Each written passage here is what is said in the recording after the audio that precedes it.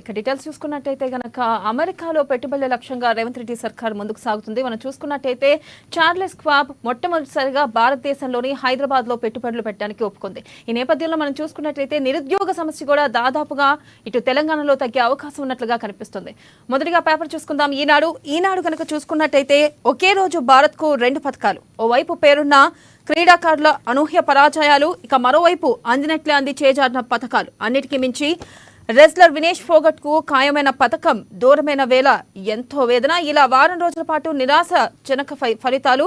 అయితే నిన్న హైదరాబాద్ కు 2 ఫలితాలు, భారత్ కు 2 ఫలితాలు దక్కాయి, పథకాలు దక్కాయి. ఇక నెక్స్ట్ చూసుకున్నట్టయితే అంగన్వాడీ కొలువుల జాతర, త్వరలో 11,000 పోస్టుల భర్తీ, 4 ఏళ్లలో ప్రతి ఊరికి తారు రోడ్లు, ఇక వాగులపై వంతెనలు, 2 ఏళ్లలో 7 లక్షల ఇళ్లకు నల్లా కలెక్షన్లు, ఇక మహిళా సంరక్షణకు ప్రత్యేక కార్యక్రమాలు.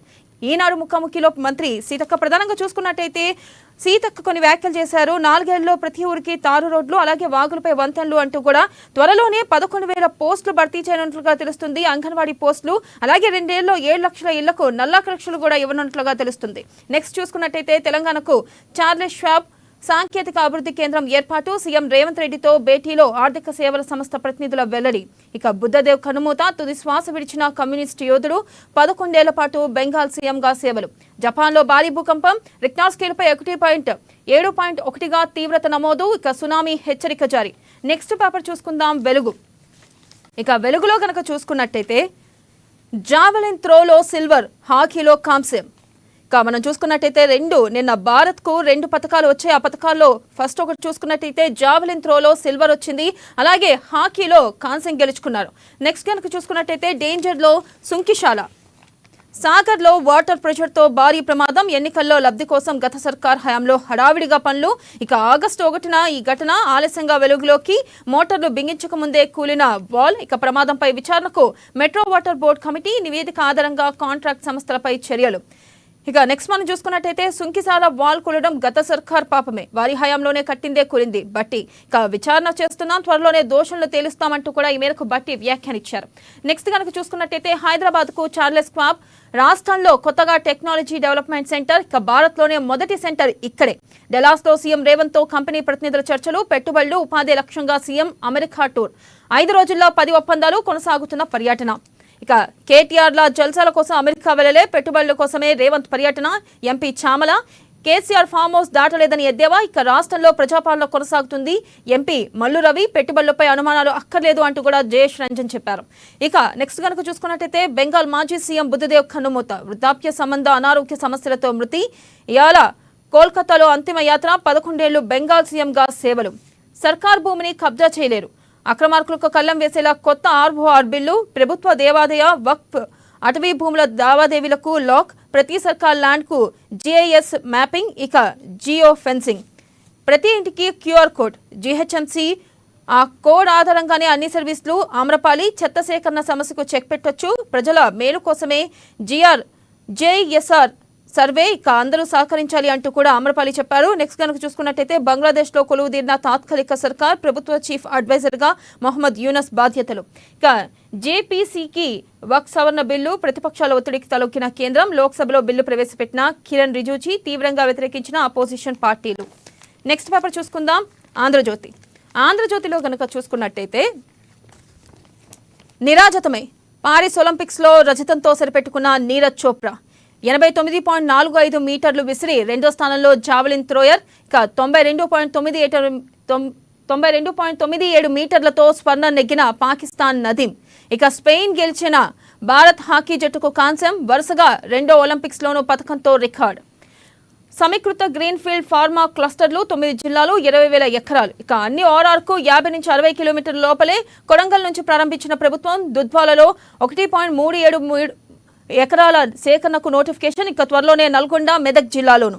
ఇక బ్యాంకు ఖాతా లేకున్నా యూపీఐ చెల్లింపులు, వేరొకరి ఖాతా నుంచి చెల్లించే ఛాన్స్. యూపీఐలో డెలిగేటెడ్ పేమెంట్స్ వ్యవస్థ. ఇక బ్యాంక్ అకౌంట్ లేని మైనర్లు తల్లిదండ్రుల ఖాతాను వినియోగించుకునే అవకాశం. యూపీఐ ద్వారా ప్రస్తుతానికి 1,00,000గా ఉన్న పన్ను చెల్లింపు పరిమితి 5 లక్షలకు పెంపు.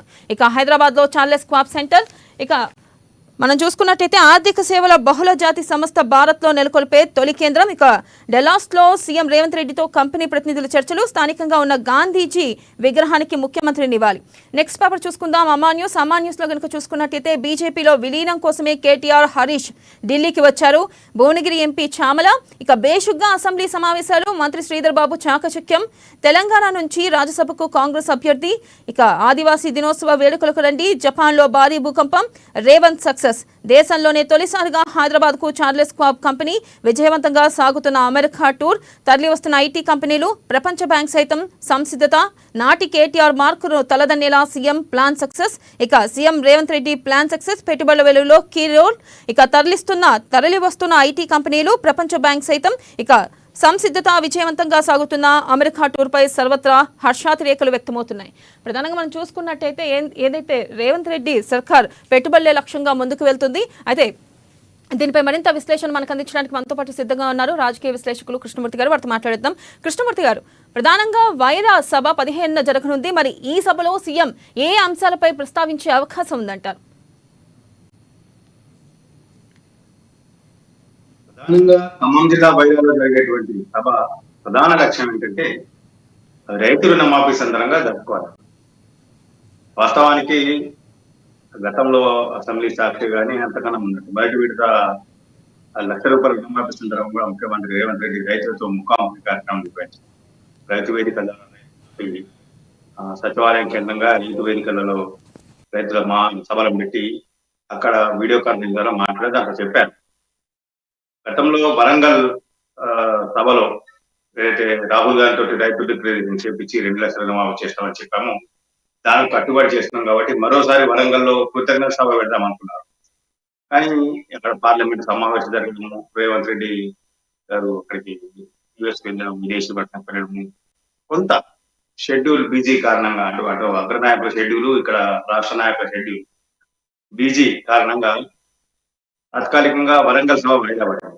ఖచ్చితంగా వరంగల్ సభ నిర్వహించే అవకాశం ఉంటుంది. సెప్టెంబర్ లేదా అక్టోబర్లో వరంగల్ సభ నిర్వహిస్తుంది. అయితే ఈ లోపల వైరాలో 2,00,000 రుణమాఫీ కార్యక్రమం ఆగస్టు 15న నిర్వహించాలి అంటే డెడ్ లైన్ పెట్టుకున్నారు. కాబట్టి ఈ డెడ్ లైన్ సందర్భంగా 15న వైరాలో సభ నిర్వహించి అక్కడి నుంచి అంటే రాష్ట్రంలోని రైతులందరికీ పూర్తి స్థాయిలో రుణమాఫీ చేశామని చెప్పడానికి, అంటే ఇచ్చిన హామీ ప్రకారంగా మేము రుణమాఫీ చేశాము, కట్టుబడి ఉన్నాము అని ప్రజలకు రైతులను మరోసారి తెలియజేయడానికి వీలుగా వైరా సభ నిర్వహించబోతున్నాం. వైరా సభలో రైతు రుణమాఫీతో పాటు రైతులకు రాష్ట్ర ప్రభుత్వం తీసుకున్న సంక్షేమ కార్యక్రమాలు, బడ్జెట్ లో వ్యవసాయానికి జరిగిన కేటాయింపులు, వీటితో పాటు ఇప్పుడు ప్రస్తుతం టూర్లో ఉన్నారు కాబట్టి యుఎస్ టూర్లో పెట్టుబడుల అంశాన్ని కూడా ప్రస్తావించే అవకాశం. అంటే ఖచ్చితంగా ప్రతిపక్షాలు అడిగే అవకాశం ఉంటుంది. ప్రజలకు కూడా కొంత అనుమానం ఉంటాయి. 10 రోజులు వెళ్ళారు, సీఎం గారు ఏం చేశారు, ఏం చెప్పారు, సభలు చెప్పలేదు ఏంటంటే. కాబట్టి ఖచ్చితంగా ఈ 10 రోజుల టూర్లో ఎంతవరకు సాధించారు, ఏం జరిగింది, అమెరికాలో తెలంగాణ గురించి ఏ రకమైన అభిప్రాయం ఉంది, అమెరికాలో తెలంగాణ గురించి ఏమనుకుంటున్నారు, ఇవన్నీ కూడా కొంతవరకు ప్రజలకు వివరించే ప్రయత్నం సీఎం గారు చేసే అవకాశం ఉంటుంది. మొత్తంగా చూస్తా ఉంటే అదేవిధంగా ఈ 8-9 మాసాల్లో కాంగ్రెస్ పార్టీ చేసినటువంటి పనులను కూడా ప్రజలకు మరోసారి రేవంత్ రెడ్డి ఏకరు పెట్టే అవకాశం ఉంది.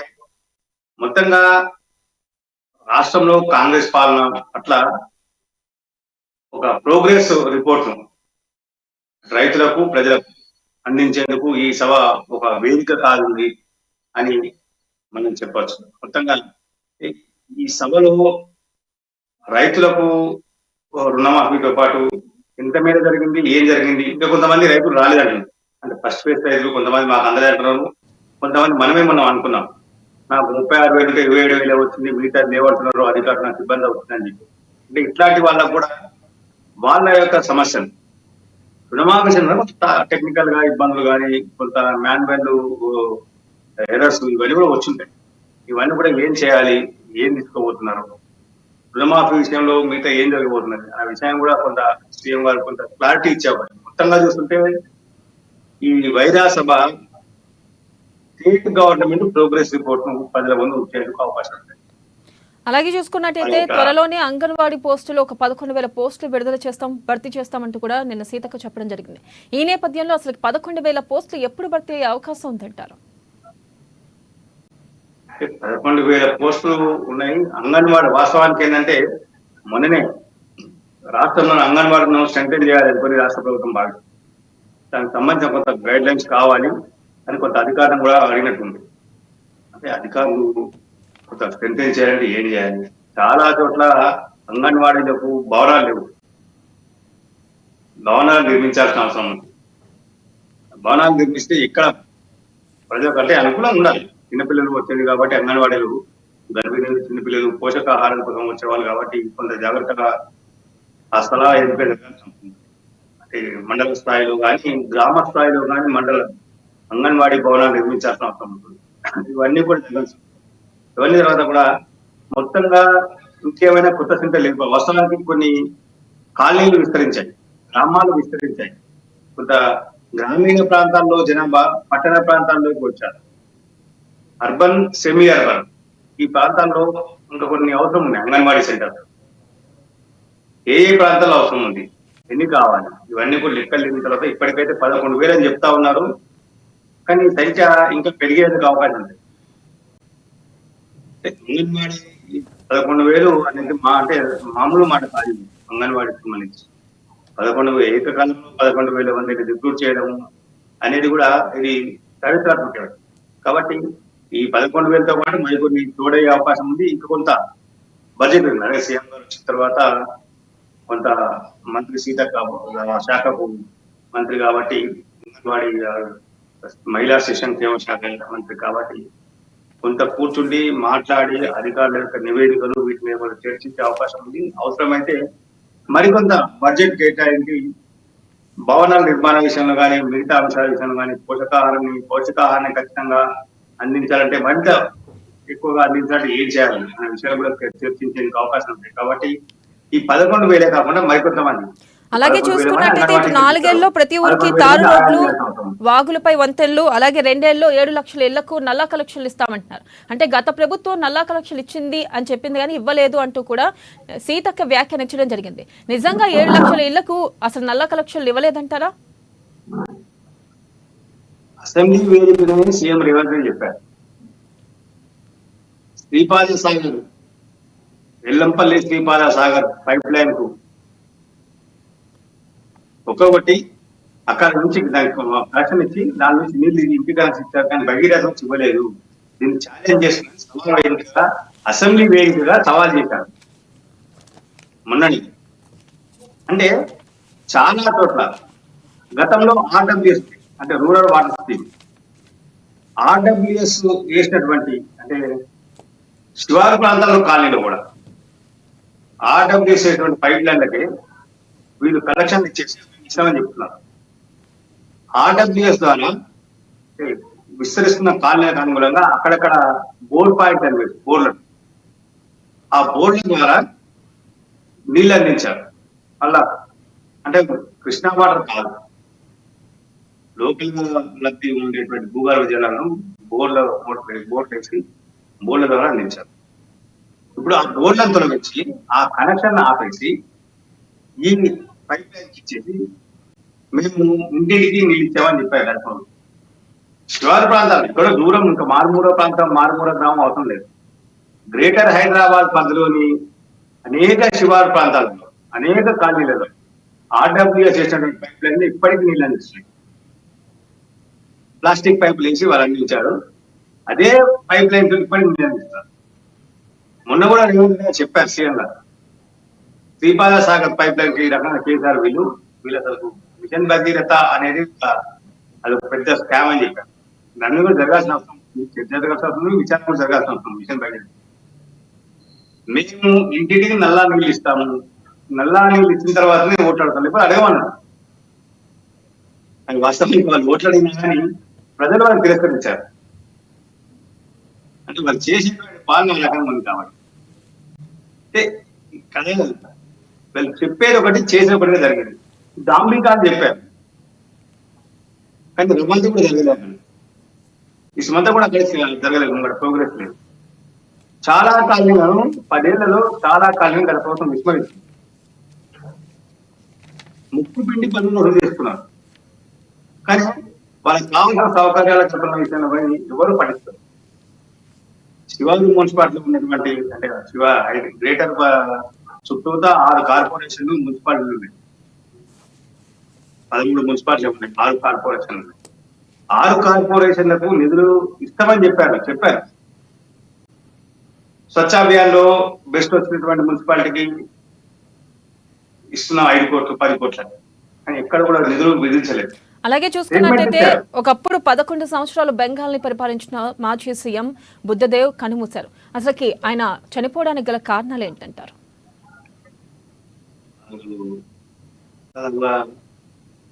87-90 ఇయర్స్ ఉంటారు. వాస్తవానికి కమ్యూనిస్టు ఉద్యమానికి ఆయన ఊపిరిపోతారని చెప్పచ్చు. 11 సంవత్సరాలు ఏకదాటిగా పశ్చిమ బెంగాల్ పాలించారు. చివరికి ఆయన పాలన మీద ప్రజలు తిరుగుబాటు చేయాల్సిన పరిస్థితి వచ్చింది. ఎందుకంటే భూసేకరణ, నందిగా భూసేకరణ విషయంలో కొంత తప్పటడుగు వేశారేమో అని ఆ తర్వాత అంటే బుద్ధదేవ్ గద్దె దిగిన తర్వాత కొంత చర్చ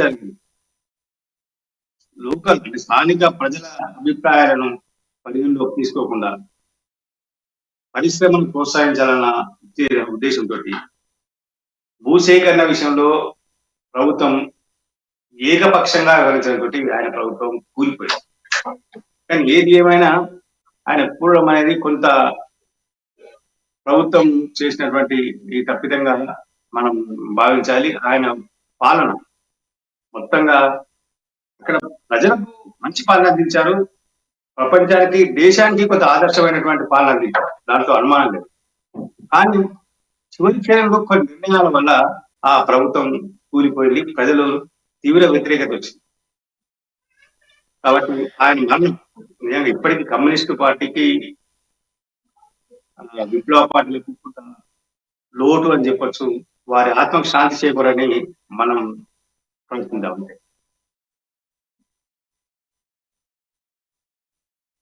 పెట్టుబడుల కోసమే వెళ్లారు అంటూ కూడా ఎంపీ చామల వ్యాఖ్యానించారు. దీనిపై మీరు ఏమంటారు?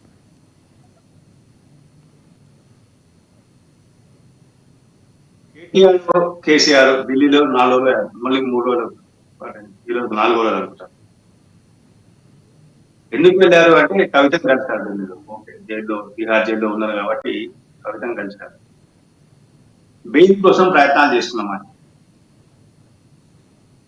కానీ వాస్తవానికి వాళ్ళు చేసే బెయిల్ కోసం ప్రయత్నం కాదు, బీజేపీతో రాజీ ఫార్ములాకు వాళ్ళు వెంపలాడుతున్నారు అని కొంతకాలంగా ప్రచారం జరుగుతూ ఉంది. దీన్ని బీఆర్ఎస్ నాయకత్వం కొంత కొట్టిపారేస్తున్నప్పటికీ ఇందులో వాస్తవాలు ఉన్నాయనే విషయం అందరూ నమ్ముతా ఉన్నారు. ఈ ఫలితం అంటే మొన్న 15 రోజుల క్రితం అసెంబ్లీ సమావేశాల కన్నా ముందు కూడా బామాదులు వెళ్ళారు ఢిల్లీ. అక్కడ కొంతమంది బీజేపీ నాయకులతో రహస్య మంత్రాలు జరిపారని చెప్పేసి కొంత ప్రచారం జరిగింది. దాన్ని ఎవరూ ఖండించలేదు. ఇటు బీజేపీ నాయకత్వం ఖండించలేదు, అటు బీఆర్ఎస్ నాయకత్వం ఖండించలేదు. ఇప్పుడు కూడా రాష్ట్రంలో నెగిటివ్ ప్రచారం జరుగుతూ ఉన్నది, బీజేపీతో కలిసి వెళ్తున్నది అన్న ఒకే ఒక దీంతో దృష్టి పెట్టుకొని ఇప్పుడు నిన్న కేటీఆర్ కొంత ఇచ్చారు. ప్రచార ప్రసార మాధ్యమాలు మా మీద దుష్ప్రచారం చేస్తున్నాయి, ఇదంతా తప్పు, మేము చేయట్లేదు, మేము 2.5 దశాబ్దాలుగా మేము పోరాటం చేశాము, తెలంగాణ ఉనికి కోసం ఉనికిని కాపాడేందుకు మేము ప్రయత్నాలు చేశాము, ఎన్నో ఆటుపోట్లను ఎదుర్కొన్నాము, మాకు ఇది కొత్త కాదు ఉన్నటువంటి పరిస్థితి, మళ్ళీ మేము ముందుకు వస్తాం, ప్రజల ముందుకు మేము ఎట్టి పరిస్థితుల్లో బీజేపీతో కలము అని చెప్పేసి నేను స్టేట్మెంట్ ఇచ్చాను. మంచిదే, బీజేపీతో కలవము అని స్టేట్మెంట్ ఇచ్చినప్పుడు మరి బీజేపీతో రహస్య మంత్రాలు ఎందుకు జరుపుతున్నారు అన్న విషయాల మీద కొంత స్పష్టత ఇవ్వాల్సిన అవసరం ఉంది, కానీ ఇవ్వలేకపోతున్నాం. రీసెంట్ గా ఆదిలాబాద్ ఇన్సిడెంట్ మనం చూసుకోవచ్చు. ఆదిలాబాద్ లో మున్సిపల్ వైస్ చైర్మన్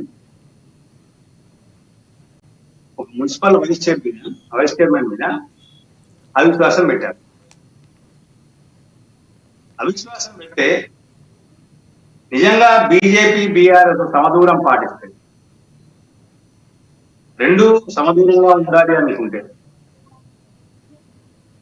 అంటే బీజేపీ బీఆర్ఎస్ ఎందుకు మద్దతు ఇచ్చింది? దాని విషయం ఇప్పటి వరకు అటు జిల్లా నాయకత్వము, అటు ఆదిలాబాద్ జిల్లా నాయకత్వం స్పష్టత ఇవ్వట్లేదు, ఇటు రాష్ట్ర నాయకత్వం అటు బీజేపీ కానీ బీఆర్ఎస్ కానీ ఆదిలాబాద్ లో ఉన్నటువంటి బీజేపీ బీఆర్ఎస్ నాయకత్వం స్పష్టత ఇవ్వట్లేదు. తెలంగాణలో ఉన్నటువంటి బీజేపీ రాష్ట్ర నాయకత్వాలు, బీఆర్ఎస్ రాష్ట్ర నాయకత్వం వీటి కూడా ఎవరు స్పష్టత ఇవ్వట్లేదు. లోపాయికారిగా వీళ్ళు రెండు కలిసి వెళ్ళాలి. రాష్ట్రంలో కాంగ్రెస్ పార్టీ బలంగా ఉంది ప్రస్తుతం పరిస్థితి. బీఆర్ఎస్ ను మరింత బలహీనపరిచేందుకు కాంగ్రెస్ పార్టీ వ్యక్తులకు పై ఎత్తులు ఇస్తాము. అలాగే చూసుకున్నట్టయితే ఇటు హైదరాబాద్ కు చార్లెస్ క్వాబ్ రాబోతుంది. అయితే భారతదేశంలో మొట్టమొదటిసారిగా ఇక్కడ హైదరాబాద్ లో పెట్టుబడులు పెట్టడానికి ఆ సంస్థ ఒప్పుకుంది. ఈ నేపథ్యంలో మనం చూసుకున్నట్టయితే గనక ప్రధానంగా ఇటు హైదరాబాద్ పెట్టుబడుల లక్ష్యంగా రేవంత్ రెడ్డి పర్యటన కొనసాగుతుంది అనుకోవచ్చా? ఈ విధంగా నిరుద్యోగ సమస్య కూడా దాదాపుగా తగ్గే అవకాశాలు ఎక్కువగా ఉన్నాయనుకోవచ్చా?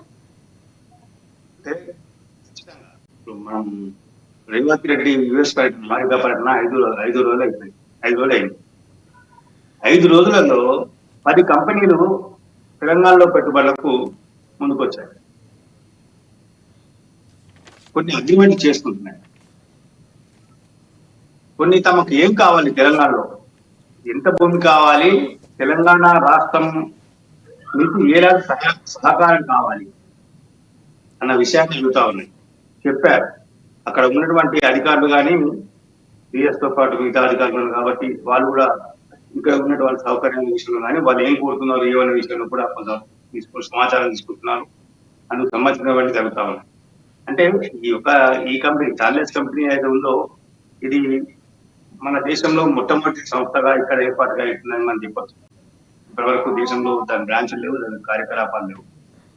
అయితే ఇక్కడ ఈ కంపెనీలతో పాటు మరిన్ని కంపెనీలు ఇంకొక 3 రోజులు అమెరికాలో రేవంత్ రెడ్డి టూర్ లో పోతుంది కాబట్టి ఖచ్చితంగా ఇవన్నీ కూడా కంపెనీల పెట్టుబడుల విషయంలో, తెలంగాణ ప్రభుత్వం ఆకర్షణ విషయంలో, పెట్టుబడుల ఆకర్షణ విషయంలో తెలంగాణ ప్రభుత్వం చాలా ముందు చూపుతో వ్యవహరించింది. చాలా జాగ్రత్తగా ఒక ప్రణాళికాబద్ధంగా ముందుగానే ఒక ఎక్సర్సైజ్ చేసుకున్నారు, ప్లాన్ చేసారు. ఏమనుకోరు మన దగ్గర ఏమున్నది, అక్కడ ఉన్నటువంటి సంస్థలు, దిగ్గజ సంస్థలు తెలంగాణ ప్రభుత్వం చేయబడతాం, మనం ఏమి ఇవ్వగలం, మనం ఇవ్వలేని విషయంలో వాళ్ళు ఏ రకంగా ఒప్పించాలి అనే విషయంలో కొంత కసరత్తు చేశారు ఇంటర్నల్ గా. ఇదేదో అప్పటికప్పుడు తీసుకుని అప్పటికప్పుడు ఓకే చెప్పింది చేశారు. కాబట్టి ఖచ్చితంగా ఇంకొక మరికొన్ని సంస్థలు పెట్టుబడులు పెట్టేందుకు ముందుకు వస్తాయి. ఇదే సమయంలో గత ప్రభుత్వం కేటీఆర్ గారు అనేక సందర్భాల్లో యుఎస్ వెళ్ళారు, పెట్టుబడులు తెచ్చామని చెప్తున్నారు. ఇప్పుడు కూడా పెట్టుబడులు తీసుకురండి, ఆల్రెడీ పెట్టుబడులకు కావాల్సిన మౌలిక వసతులను, సదుపాయాలను, భూములను మేము అందుబాటులో తీసుకొచ్చి పెట్టాము, మీరు పెట్టుబడులు తీసుకురండి చెప్పేసి రేవంత్ రెడ్డికి కొంత శుభాకాంక్షలు చెప్తూ వీట్లు కూడా చేశారు కేటీఆర్. కానీ కేటీఆర్ తమ హయాంలో ఎంత వచ్చింది, ఎన్నిసార్లు అమెరికా పర్యటన చేశారు, ఎన్ని కంపెనీలు పెట్టుబడులు పెట్టేది ముందుకు వచ్చాయి, ఏ కంపెనీ ఎంత పెట్టుబడి పెట్టింది, ఆ పెట్టుబడులు కంపెనీలు ఎక్కడ ఉన్నాయి, వాటికి ఇచ్చిన స్థలం ఎంత, వాటి ద్వారా ఎంతమందికి ఉద్యోగాలు వచ్చాయి, వాటి ద్వారా ఎంత మేరకు రాష్ట్ర ఆర్థిక ఖజానా పెరిగింది, ఇవన్నీ కూడా ఇప్పటి వరకు చెప్పలేకపోతుంది. అధికారంలో ఉన్నప్పుడు అనేక సందర్భాల్లో ప్రతిపక్ష పార్టీలు కానీ, మేధావులు కానీ, ఐటీ సంస్థలు కొన్ని ప్రశ్నించినప్పటికీ వారికి సమాధానం చెప్పలేదు. ఇప్పుడు కూడా సమాధానం చెప్పలేదు. కాకపోతే ఇప్పుడు కేటీఆర్ మాట్లాడలేదు. కానీ కేటీఆర్ పార్టీ సంబంధించిన కొంతమంది ఇవన్నీ బోగస్, ఇవన్నీ తప్పు, రేవంత్ చేసేది తప్పు, అక్కడ ఏం రావట్లేదు అని చెప్తా ఉన్నారు. ఇది కొంత తెలంగాణ సమాజానికి కించపరచడమే. ప్రపంచ దేశాలు, అగ్రరాజ్యాల్లో ఉన్నటువంటి ఐటీ విద్యా కంపెనీ తెలంగాణలో పెట్టుబడి పెడతాం బాబు, మేము వస్తామని చెప్తా ఉంటే ఇది రావట్లేదు, తప్పు అని చెప్పడం అనేది బీఆర్ఎస్ నాయకులు ఇదంతా రాజకీయ కోణంలో చేసినటువంటి విమర్శ. ఇట్లాంటి విమర్శలు దురదృష్టవశాత్తు భారతదేశంలోనే ఉంటాయి, ఎక్కడ ఉండవు. మీరు ఇక్కడ ఏ డిసిషన్ తీసుకొని ఎలక్షన్లప్పుడు ఎన్నికలప్పుడు మాత్రమే అక్కడ పార్టీల యొక్క ప్రచారం జరుగుతుంది. మిగతా సందర్భాలు అలాగే చూసుకున్నట్టయితే ఇటు జీహెచ్ఎంసీ హెడ్ ఆఫీస్ లో నిన్న కలెక్టర్ ఆమ్రపాలి వ్యాఖ్యానించారు. ప్రతి ఇంటికి క్యూఆర్ కోడ్ అంటూ కూడా ఆవిడ చెప్పడం జరిగింది. అసలు ఇది ఎంత మేరకు సాధ్యం అవుతుందంటారు? ఇది ఎంత మేరకు అలాగే ప్రజలకి ఉపయోగపడుతుందంటారు? వాస్తవానికి క్యూఆర్ కోడ్ అనేది ప్రజలకు ఉపయోగపడుతుంది. మారుతున్న సమాజంలో మారుతున్న సమాజానికి అనుగుణంగా, కాలానికి అనుగుణంగా అట్లా రావాలి. కానీ ఎంతవరకు సాధ్యం అవుతుంది? ప్రకటన చేశారు, ఎస్ ఒప్పుకున్నాం, బాగానే ఉంటుంది. కానీ ఎంతవరకు సాధ్యం? మనం గతంలో చూసాం, ఒక స్ట్రీట్ స్టార్టింగ్ లో ఒక బోర్డు ఉంటుంది. దాంట్లో ఆ స్ట్రీట్ లో వెళ్తే ఏ నెంబర్ ఉంటుంది, ఇల్లు ఉన్నాయి, ఎంతవరకు ఉన్నాయి అని చెప్పేసి మొత్తం పెడతాం అని చెప్పారు. ఆ బోర్డు కొన్ని పెట్టారు కొన్ని చోట్ల. ఇప్పటికి కనిపిస్తున్నాయా? కనిపించట్లేదు. అంటే ఆలోచన విధానం బాగానే ఉంటుంది, కానీ అమల్లోకి రావడానికి చాలా కష్టమవుతుంది. అమల్లోకి తీసుకురావడానికి ఏ రకమైనటువంటి కార్యాచరణ ఉండాలి అన్న విషయంలో కొంచెం ముందుకు వెళ్తే బాగుంటుంది. క్యూఆర్ కోడ్ మంచిదే. ఆ క్యూఆర్ కోడ్ చేస్తే మొత్తం ఆ ఇంట్లో ఉన్న వాళ్ళ సమాచారం మొత్తం వస్తుంది, ఆ ఇంటికి సంబంధించిన వివరాలు అన్నీ వస్తాయి. ఎస్ మంచిదే, కరెక్టే. కానీ అది సాధ్యమవుతుందా? గ్రేటర్ హైదరాబాద్ పరిధిలో రెంట్కున్న వాళ్ళు, అద్దెకున్న వాళ్ళు ఎక్కువగా ఉంటారు. మరి వాళ్ళ వివరాలు ఒకసారి నమోదు చేసిన తర్వాత మళ్ళీ మార్చడానికి అవకాశం ఉంటుందా? ఉంటే ఇంత మేరకు అవకాశం ఉంది, దానికైనా ఛార్జ్ చేస్తారా? ఇవన్నీ కూడా అవసరం. ఒక విషయాన్ని చెప్పడానికి బాగానే ఉంటుంది, అధికారికంగా ప్రకటన చేస్తే చాలా ఆకర్షణీయంగా ఉంటుంది, చాలా ఆలోచింపజేసే విధంగా ఉంటుంది. కానీ ఆచరణ మాత్రమే కొంత సాధ్యం కావట్లేదు, సాధ్యం కాకుండా పోతుంది. ఆచరణలో తీసుకొచ్చి అమలు చేసినప్పుడు మాత్రమే దాని యొక్క ఫలితం అనేది ఉంటుంది. క్యూఆర్ కోడ్ అనేది చాలా మంచి విధానం, అది ఆహ్వానించగలేదు. కానీ దానికి కావాల్సిన యంత్రాంగం ఉందా, సాంకేతిక పరిజ్ఞానం ఉందా? సుమారుగా గ్రేటర్ పట్లో 1,400 మంది ఉన్నారని చెప్పేసి వస్తా ఉన్నాయి వార్త. సుమారుగా 1,400 గ్రేటర్ హైదరాబాద్. ఓఆర్ఆర్ లోపల మొత్తము గ్రేటర్ తీసుకురావాలి, మహా గ్రేటర్ హైదరాబాద్ తీసుకురావాలనుకున్నప్పుడు దాదాపుగా 3 కోట్ల మంది దాకా వచ్చే అవకాశం ఉంది. మరి 3 కోట్ల మంది అంటే నివాసాలు ఎన్ని వస్తాయి? అన్ని నివాసాలకు నిర్ణీత సమయంలో, నిర్ణీత కాలంలో క్యూఆర్ కోడ్ ను అమలు చేసేటువంటి వ్యవస్థ ఉందా ఈ ప్రభుత్వం వద్ద? రైట్ అనేది కూడా కొంత ఆలోచన చేయాల్సి ఉంటుంది. ఇట్లాంటి అంటే చెప్పడానికి చాలా బాగుంటాయి, కానీ చేయడానికి మాత్రం మనకు చెప్పారు, మన గతంలో చెప్పారు. ఒక కాలనీ మీరు ఎంటర్ అవుతే ఆ కాలనీలో ఎన్ని వీధులు ఉన్నాయి, ఆ వీధుల నెంబర్ ఎన్ని, కాలనీ ముంగట ఉంటాయి, మీరు లోపలికి వస్తా ఉంటే వీధిని బట్టిగా నెంబర్లు ఇస్తామని చెప్పారు. ఎక్కడన్నా ఏ కాలనీలో మీకు బోర్డు కనపడుతున్నాయా? అది జిఎస్టీ వరకు చేశారు, ఆ తర్వాత అది విఫలమైంది. ఇవన్నీ విఫల ప్రయోగాలు. రైట్, స్టేట్మెంట్ ఇస్తే బాగానే ఉంది, కానీ అమల్లో చేయడమే కొంత ఇబ్బందికరంగా ఉంది. అమల్లో చేసేటువంటి ఆలోచన చేస్తే కొంత బాగుంటుంది. Right Krishnamurthy, thank you. మనం కనుక చూసుకున్నట్టయితే ఏదైతే కమిషనర్ వ్యాఖ్యానించారో ప్రతి ఇంటికి క్యూఆర్ కోడ్ అనేది, ఇది ఎంతవరకు సాధ్యమవుతుంది, ఇది ఎంతవరకు ప్రజలకు ఉపయోగపడుతుంది అనేది, దీనికి సంబంధించిన సాంకేతిక మన దగ్గర అందుబాటులో ఉందా అనేది మాత్రం తెలియాల్సి ఉంది. ఇది వాళ్ళ news can. Keep watching Ama news, నిజం కోసం.